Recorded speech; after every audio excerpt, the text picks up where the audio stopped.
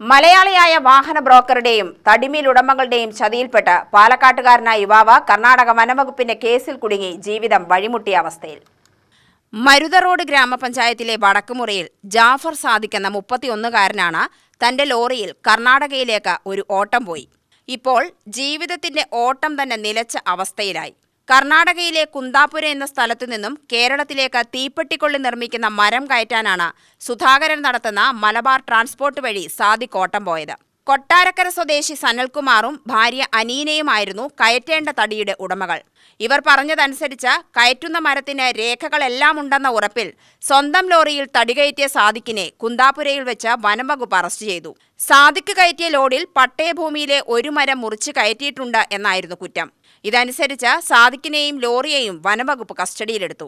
സാദിഖ് നിരപരാധിയാണെന്ന് പിന്നീട് തിരിച്ചറിഞ്ഞെങ്കിലും വാഹനം വിട്ടു നൽകാൻ വാഹനത്തിന്റെ വിലയായ 2 ലക്ഷം രൂപ നൽകണമെന്നാണ് കർണാടക വനംവകുപ്പ് പറയുന്നത്.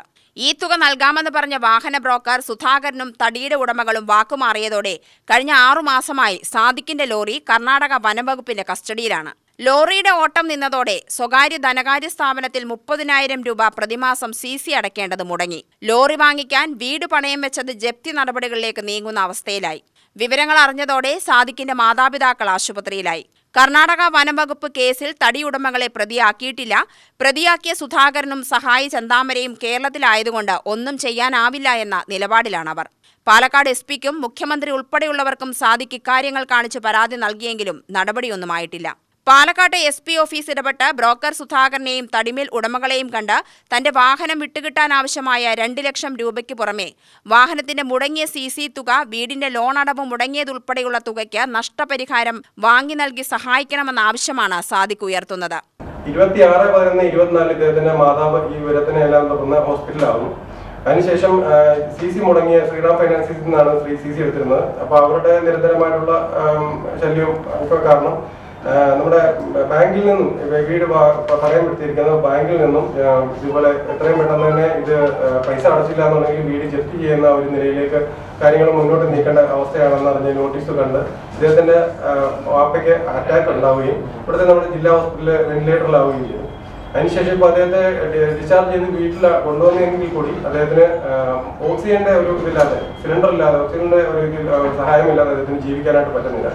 5 മാസമായിട്ട് അദ്ദേഹത്തിന്റെ വാഹനത്തിന്റെ കുടിശ്ശിക പെൻഡിംഗ് ആണ്. അതേപോലെ തന്നെ 5 മാസമായിട്ട് ഈ വീട് പണയപ്പെടുത്തി തുക എടുത്തതിന്റെ പലിശയും ആ എമൗണ്ട് പെൻഡിംഗ് ആണ്. അപ്പോൾ ഇത് ചൂണ്ടിക്കാണിച്ചുകൊണ്ട് നമ്മൾ ഈ ഒരു സംഘടന ഈ ഒരു വിഷയം അറിയുന്നത് വരുന്ന ജനുവരി 1 തന്നെയാണ്, 2025 ജനുവരി 1 അപ്പൊ അന്ന് നമ്മൾ ഈ ഒരു കാര്യം നേരിട്ട് പോയി കുന്താപുര ഫോറസ്റ്റ് ഓഫീസേഴ്സുമായിട്ട്, റേഞ്ച് ഓഫീസേഴ്സുമായിട്ടും ACF-ഉമായിട്ടും അവിടുത്തെ DFO-യുമായിട്ടും നേരിൽ നമ്മൾ കണ്ട് ഇദ്ദേഹത്തിന്റെ നിരപരാധിത്വം അവർക്കും അറിയാം. അവരുടെ മുമ്പോട്ടുള്ള റിപ്പോർട്ടുകളിലും അത് രേഖപ്പെടുത്തിയിട്ടുണ്ടെന്ന് അവർ നമ്മൾ നേരിട്ട് സംസാരിച്ചതാണ്. സാദിഖിന്റെ ദുരവസ്ഥ കണ്ട all India national highway drivers union എന്ന സംഘടനയും ഇടപെട്ടിട്ടുണ്ട്. വാർത്താസമ്മേളനത്തിൽ സംഘടനാ നേതാവ് സുധീഷ് രാമചന്ദ്രനും പങ്കെടുത്തു.